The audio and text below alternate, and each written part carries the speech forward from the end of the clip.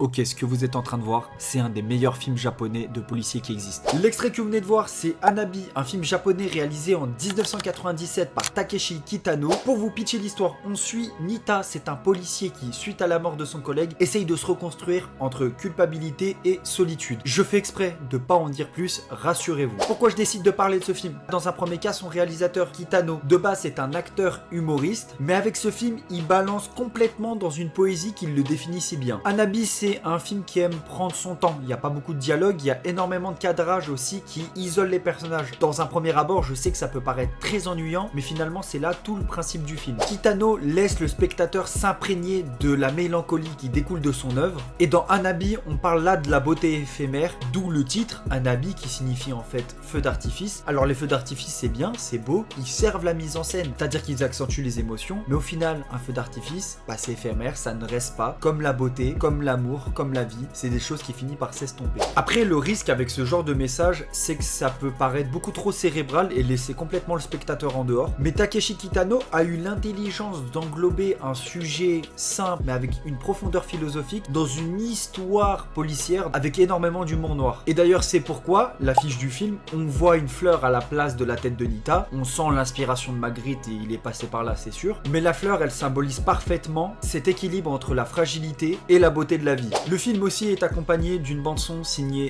Joe Hisaishi. Alors c'est une légende dans les musiques japonaises, en tout cas dans les compositeurs japonais. Le mec, il a fait beaucoup de films de Miyazaki, son plus connu étant Le Voyage de Chihiro. Il a fait aussi Furio. Le mec, c'est vraiment pas rien. L'album que je vous conseille d'écouter avec ce film, évidemment, c'est Alfredo 2 de Freddie Gibbs et The Alchemist. Il est sorti l'été dernier, donc c'est vraiment un projet très récent. Mais je trouve qu'il a beaucoup de points communs avec Hanabi. D'une part, l'importance de trouver de la beauté dans un milieu qui n'en a pas forcément, donc milieu hostile, les gangs, les yakuza, la police, les meurtres. Et Alfredo 2 s'installe dans une esthétique visuellement au niveau du storytelling, mais aussi au niveau des samples, dans une ambiance très japonaise, très nippone. Et tout comme Hanabi, sur la forme, l'album est très doux, il est très calme à écouter, mais dans le fond, il explore des sujets qui sont liés à la violence, liés aux gangs, à des sujets crus qui sont forcément liés à la criminalité. Les deux œuvres sont d'immenses réussites. Hanabi, c'est un gros classique. Alfredo 2, il est sorti tout récemment, franchement, allez l'écouter. Et Hanabi, je sais absolument pas où il est disponible, mais si vous pouvez, foncez le voir et surtout foncez le voir au cinéma. J'espère que la vidéo elle vous aura plu. N'hésitez pas à vous abonner, je vous dis à bientôt.